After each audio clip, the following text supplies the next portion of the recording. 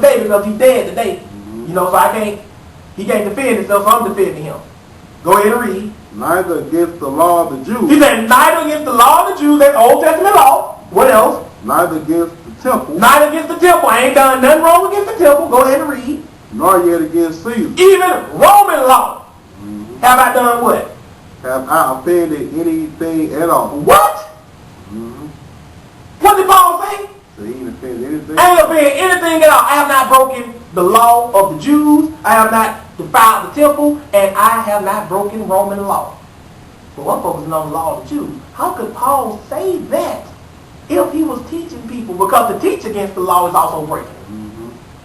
How could he make a statement like this if Paul's new apostle doctrine was he ain't got to keep the law no more? Paul was still keeping the law. And the event that we are reading up to is near the end of his life. Right.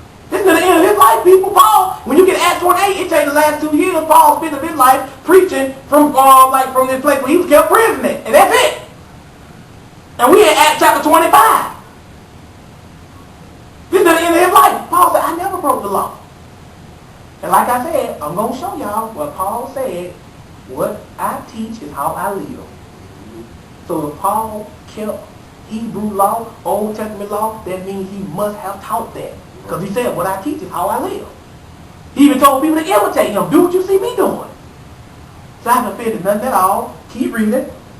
But Festus wanted to do the Jews a pleasure. See, he wanted to please the Jews too. He going to try to sucker Paul into this little trap. But Paul ain't going to fall for it. Go ahead and read. Answered Paul and said, Wilt thou go up to Jerusalem, and there be judged of these things before me? So he said, do you want to go to Jerusalem and be judged of these things before me? In my presence, how about we all go to Jerusalem and do this? You know they want to kill them in Jerusalem. Why would Paul tell them, go ahead? Then said Paul, I stand at Caesar's judgment seat, where I ought to be judged. He said, I stand at Caesar's judgment seat, where I ought to be judged. In other words, I ain't falling for that trick. You ain't going to trick me to go to Jerusalem so these crazy Jews can kill me. Go ahead and read. To the Jews have I done no wrong. Hold up. To the Jews have I done no wrong. Remember, the Jews define right and wrong according to what? The law. He said, to the Jews I have done no wrong. Meaning I ain't broke the law, I ain't said nothing against the law. This is after your 1 Corinthian letters and your 2 Corinthian letters and all that, people. This is after that. Go ahead and read. As thou very well knowest. For if I be an offender or have committed anything worthy of death, I refuse not to die. Look what he said. He said, if I don't do anything worthy of death, I don't refuse to die. Kill me. If Paul was teaching against the Sabbath, that was worthy of death. Go ahead and read. But if there be none of these things whereof these accuse me, no man may deliver me unto them. I appeal unto Caesar. Look what he said. In other words, if they can't prove that what they're saying is true, I appeal to Caesar. And watch what Festus tells them. Go ahead. Then Festus, when he had conferred with the council, answered, Hast thou appealed unto Caesar? Unto Caesar shalt thou go. Look what he said. Go to Caesar. That was his answer. In other words, Paul told them, look, if they can prove I don't broke anything in Jewish law, then I ain't afraid to die. If I deserve to die, give it to me. But if they can't prove it, I'm going to Caesar. He conferred with the council. He started talking to these Jews. They said, hey, what you got on them, man? Y'all got something on Paul? Can y'all get it? Y'all got anything on them? Fine. Y'all don't? Okay, go on to Caesar, Paul. That's what happened. But the Christian community tell you that Paul taught against the law. How can he do that and keep winning all these cases? Right. They would have had him cold. They would have had him cold. It said they laid many grievous complaints that they couldn't prove. Paul told you in Acts chapter 24, now can they prove the things that they are saying against me. Remember, people, innocent until proven guilty. So far, Paul is innocent. We ain't proven guilty yet. They ain't an American item. This is Hebrew law. Hebrew law was innocent until proven guilty. Paul has been innocent this whole time. We ain't seen nowhere yet where anybody could convict him of teaching against the law of Moses or breaking it. And he went on trial before Jews. He went on trial before Gentiles for the same thing and won every case. How could he beat every case and all of a sudden today it's the norm that Paul taught against the law? How did that happen? If that was the norm, Paul would have died long before he could get his ministry off the ground. They would have never. But they couldn't do it because he wasn't teaching that. Remember, he took an oath prove that he keep the law and walk orderly. Don't forget that. But let's keep it moving. Let's go to Acts chapter 26. Pick it up in verse 1. Because once again, Paul is on what? Trial. How many times have I said that? No, 5. About 5 times. Once again, Paul is on trial. This time before King Agrippa. On trial again. 26 and 1. Go ahead and read. Then Agrippa said unto Paul, Thou art permitted to speak for thyself. He said you can speak on your own behalf. Notice Paul always spoke on his own behalf. You know what I'm saying? Go ahead. Then Paul stretched forth the hand and answered for himself. So he gestured with his hand. Answering for himself. Go ahead.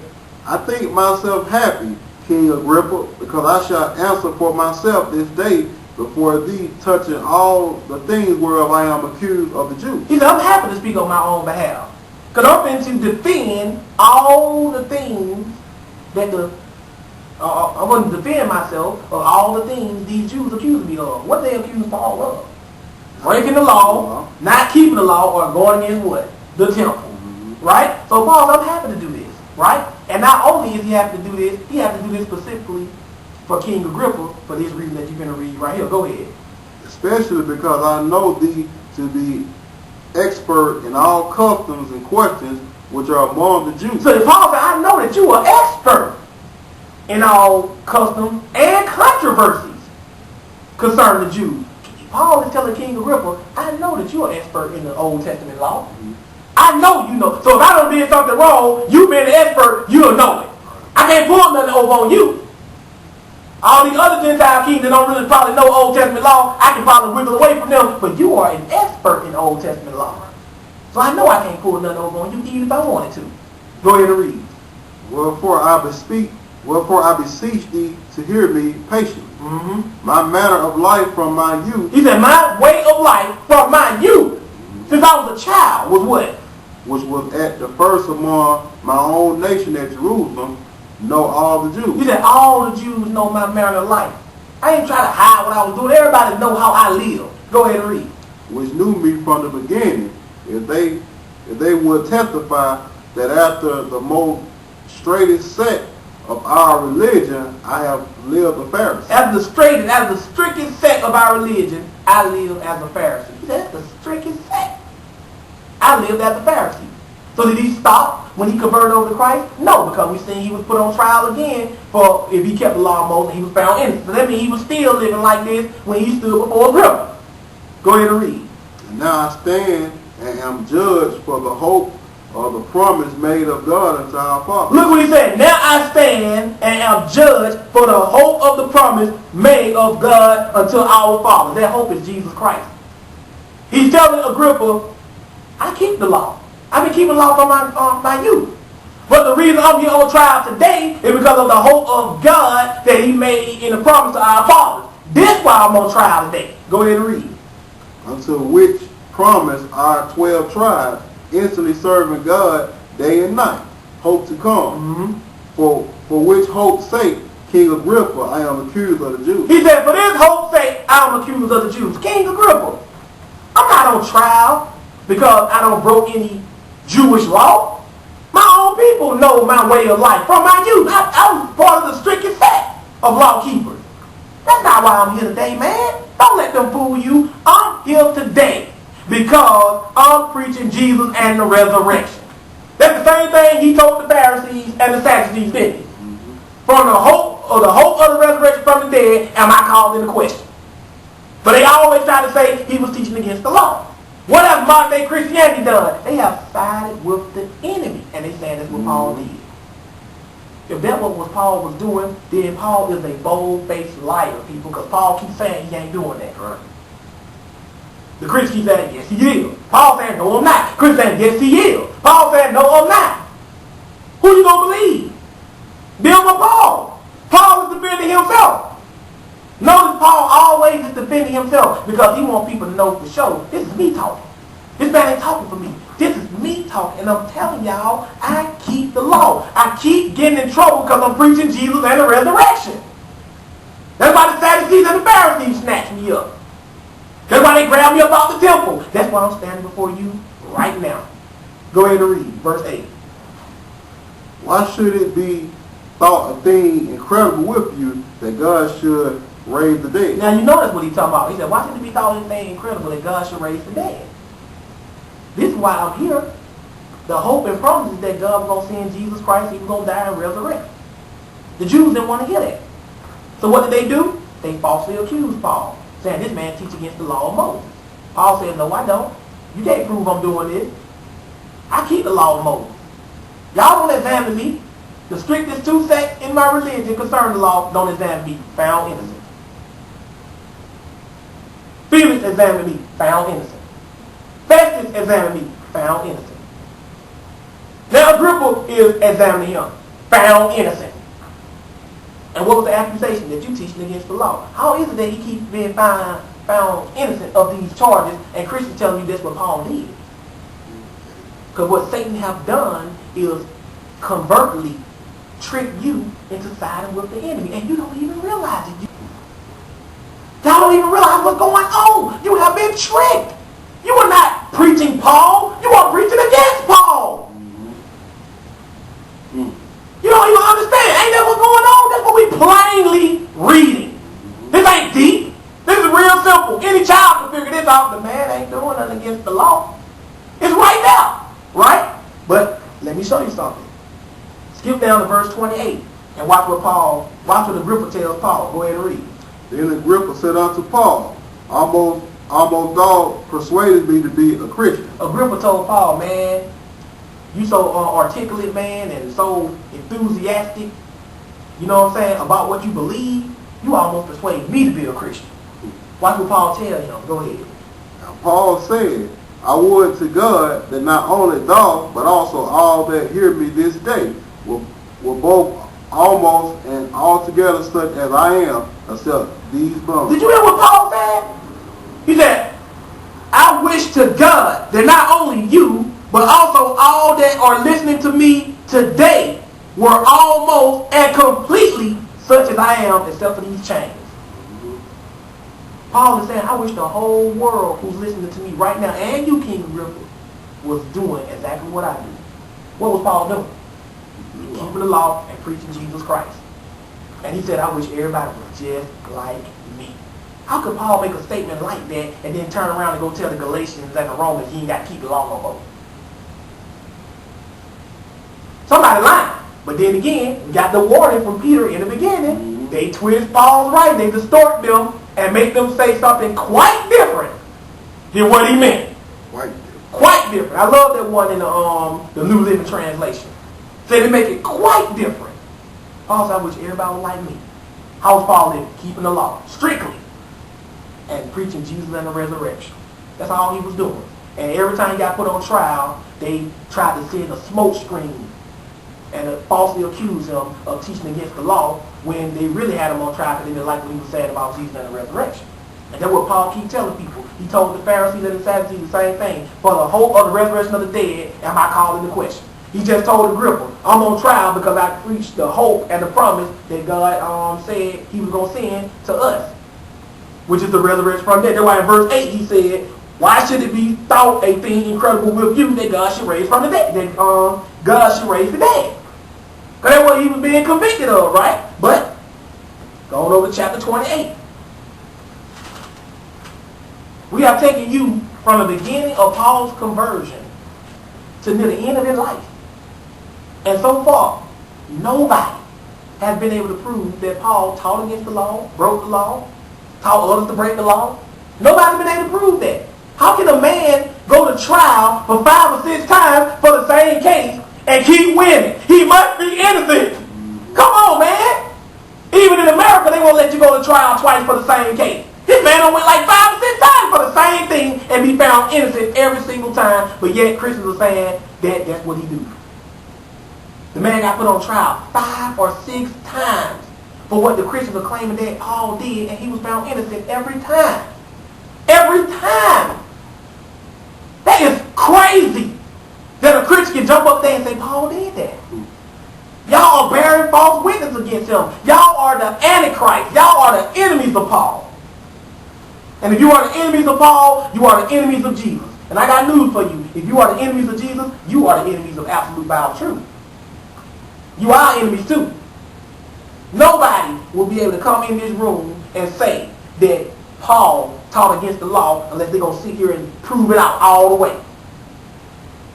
It will be no disrespect. It will be nobody that's throwing out Paul's letter. No, we're going to sit down and we're going to investigate this stuff. We're going to read his letter. I ain't going to just leave y'all hanging like that. I know, well, dang, I didn't know Paul went through all of this and was found innocent. But if that's the case, explain this, explain that. I'm going to do that. Don't worry.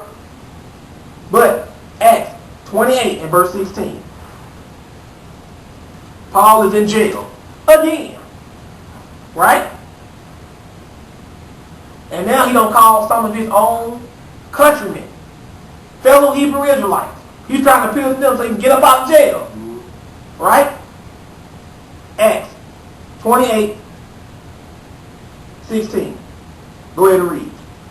And when we came to Rome, the centurion delivered the prisoners to the captain of the guard, that Paul was suffered to dwell by himself with a soldier that kept him. See, all the prisoners went one place, and Paul was allowed to dwell by himself with a single soldier. Right? Go ahead and read. And it came to pass that after 3 days, Paul called the chief of the Jews together. So he called the chief of the Jews. You know what I'm saying? Like the people who had like authority or whatever. He called the chief of them together. Go ahead. And when they were come together, he said unto them, Men and brethren. Now look what he said to them. Men and brethren. Go ahead. Though I have committed nothing against the people or customs of our fathers, yet was I delivered prisoner from Jerusalem into the hands of the Romans. Do you see what they said? Do you see what he said? He said, men and brethren, though I have committed nothing against the people or customs of our fathers. He was talking to Hebrew Israelites. What was the custom of the Hebrew Israelites? Keeping the law. He said, though I have not committed anything against it. Speaking against it was considered going against it. So that means he didn't even say anything against it. He said, yet was I delivered prisoner from Jerusalem into the hand of the Romans. Once again, Paul is saying, I'm not doing this.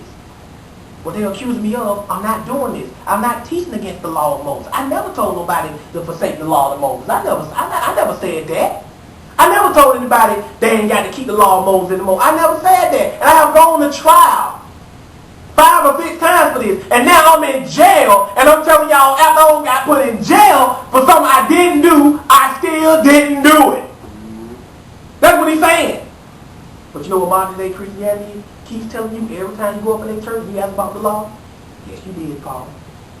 Yes, you did. Yes, you did teach against the law, Paul. Yes, you are. You did teach people that ain't got to keep the law no more. You are a liar, Paul. You don't even know you call him Paul a liar. Every time you go to church, every time somebody comes in this Pal Talk room, every time you turn on your TV and you hear somebody say that Paul taught you got to keep the law no more, they doing exactly what Paul's enemies did. They are all bearing false witness against him. And every last one of them are going to pay for what they're doing if they don't repent. I'm showing y'all this. Nobody can deny this. I don't want to hear anything about, well, and you go to the book. No, Paul got put on trial for this. Right? But let's go again. Let's go to Acts chapter 18. Let's turn back. Why you spend so much time in Acts, John? Because I'm looking at the lifestyle of Paul. We talk about Paul, right? We look at his lifestyle. We investigate this man concerning the law. Acts 18.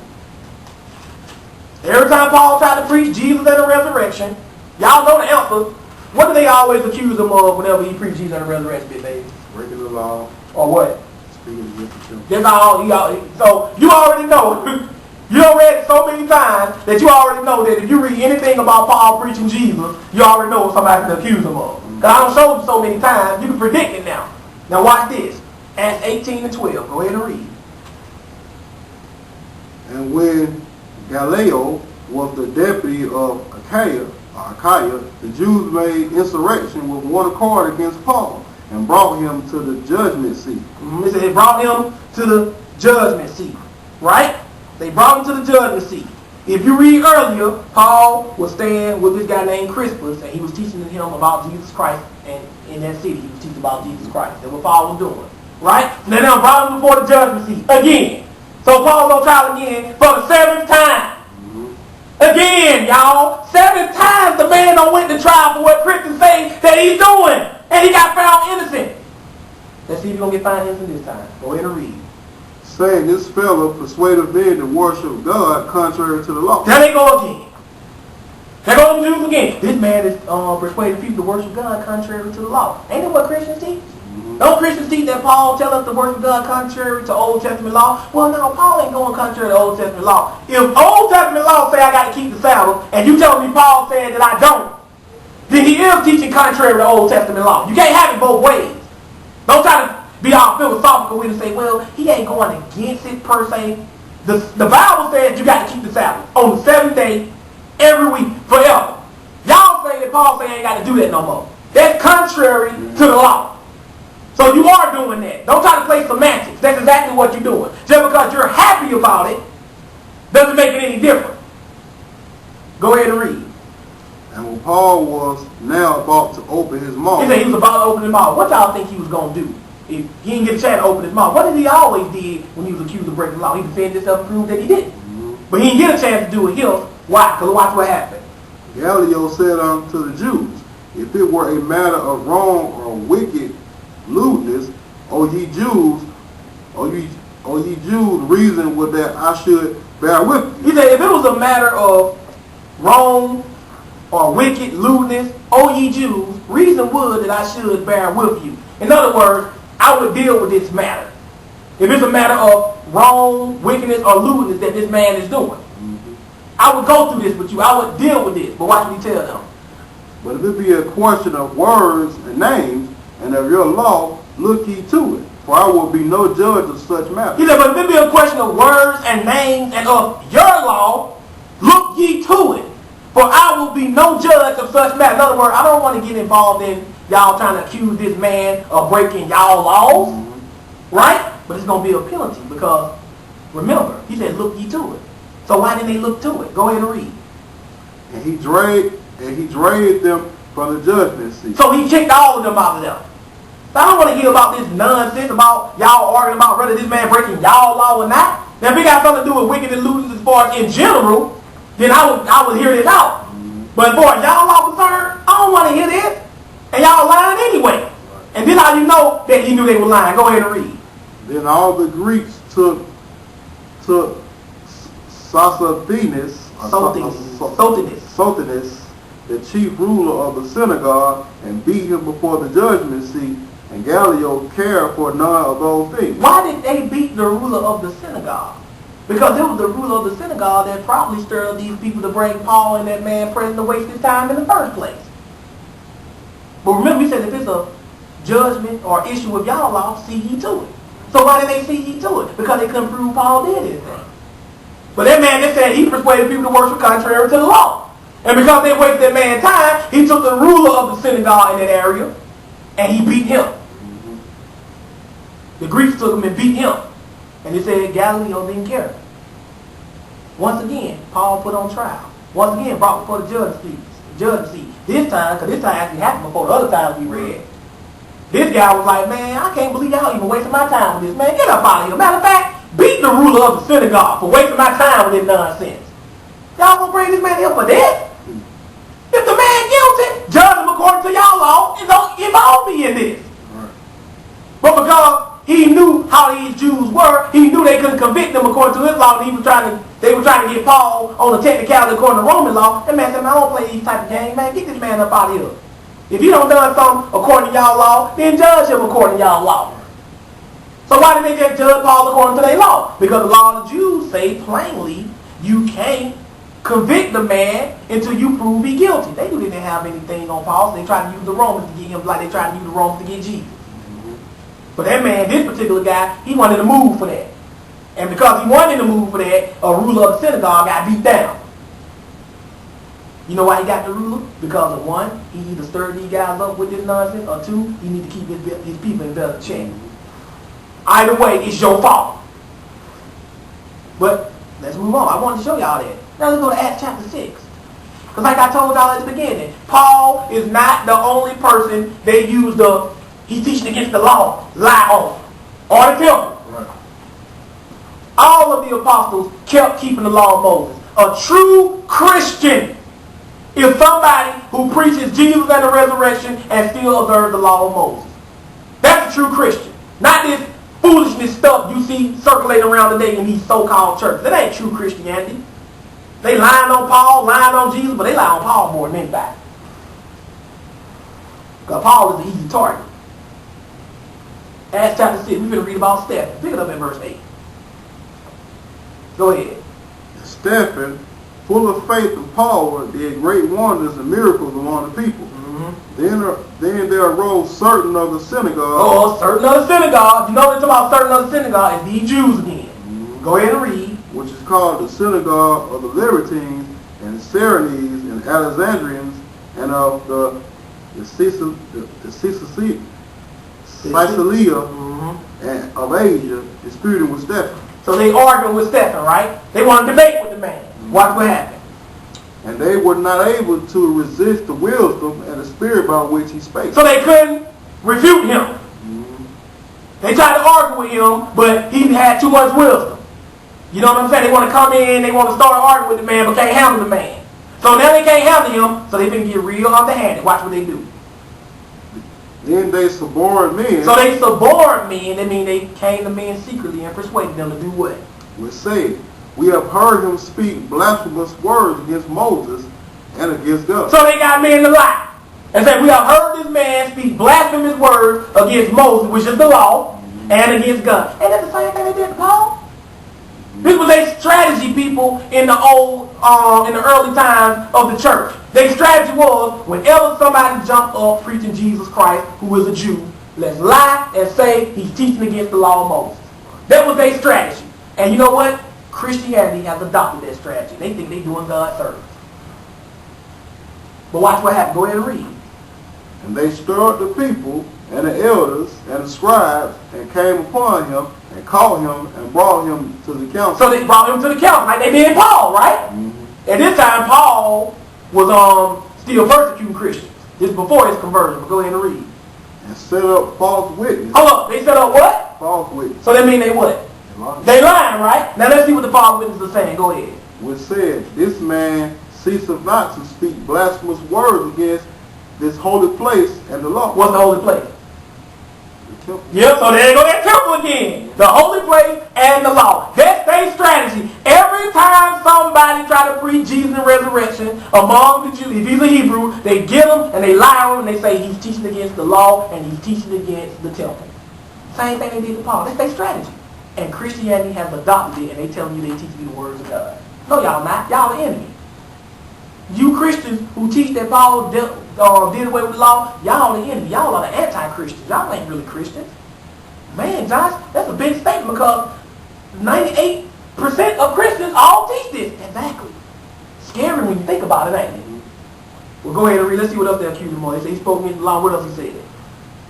Well, we have heard him say that this Jesus of Nazareth shall destroy this place and shall change the customs which Moses delivered us. Wait a minute. Don't Christianity teach today that Jesus changed us having to keep the law of Moses? Yep. But the Bible says the people that was teaching this were false witnesses. The people who made these claims were false witnesses. That's what it says. But Christianity is telling you that's what Jesus did. Your Bible is telling you that the people who came up with this doctrine were lying against his true servants. This is crazy when you really put this into perspective. The only people who ever claimed we don't have to keep the law of Moses anymore were the enemies of Jesus' disciples. That's the only people you can read in this Bible that say we ain't got to do it no more. Look what it said. For we have heard him say that this Jesus of Nazareth shall change this place and shall change the customs which Moses delivered to us. Don't Christianity teach that when Jesus died on the cross, he nailed the commandments to the cross, and now we ain't got to do that no more? That's like a change to me. That's a change. If I ain't got to do it no more, that is a change. Call them false witness. So you know we got to deal with that verse where Paul said the ordinances, the handwriting ordinances were nailed to the cross. I know Paul could have been saying that, because if Paul was saying that, they would have got him at the Sanhedrin. They would have nailed him at the Sanhedrin, but they couldn't do it. They said, we find no evil in this man. And his letter was around doing then. But I took y'all here to show y'all that that was the routine. Whenever a Hebrew jumped up and said, Jesus is the Son of God, and started preaching Jesus and the resurrection, they all got together and said, let's lie and say this man is teaching against the law of Moses. But if that means they were lying, that means that Stephen, in all actuality, was keeping the law of Moses. Right? And not saying this. But let's keep it moving. I want y'all to see this. Let's go to 1 Corinthians 4. Now let's get down into Paul's letter. This time to get into Paul's letter, don't you think? Because I think I have proven to every reasonable minded person that beyond a doubt, Paul kept the law before and after his conversion to Christ. I think I proved that. So I know some Christians are going to still jump up and say, well, okay, I give you that. But that was just for the Jews. Paul just kept doing that because he was a Jew. He was a Jew. He didn't require that for the Gentiles. Right? But was Paul a teacher to the Gentiles? They'll say that, yeah, he was a teacher to the Gentiles. Okay. Let me show y'all something. 1 Corinthians 4. Let's see what Paul said out of his own mouth in Paul's letters. 4 and 16. Go ahead and read. Wherefore I beseech you, be ye followers of me. He's talking to the Corinthians. Were these Gentiles? Were these non-Hebrew? Yeah. Be ye followers of me. In what sense? Go ahead and read. For this cause have I sent unto you Timotheus, who is my beloved son, and faithful in the Lord. Yeah, I have sent you Timothy. That's what he's talking about. Go ahead. Who shall bring you into remembrance of my ways which be in Christ. He said, I sent you Timothy to bring to your remembrance my ways which be in Christ, and what else? As I teach everywhere in every church. Wait a minute. He said, my ways in Jesus Christ is what I teach everywhere in every church. So I'm not just telling this to the church in Corinth. I'm talking about the Galatians. I'm talking about the Romans. I'm talking about the Ephesians. He said in every church. Paul is saying right here, what I teach is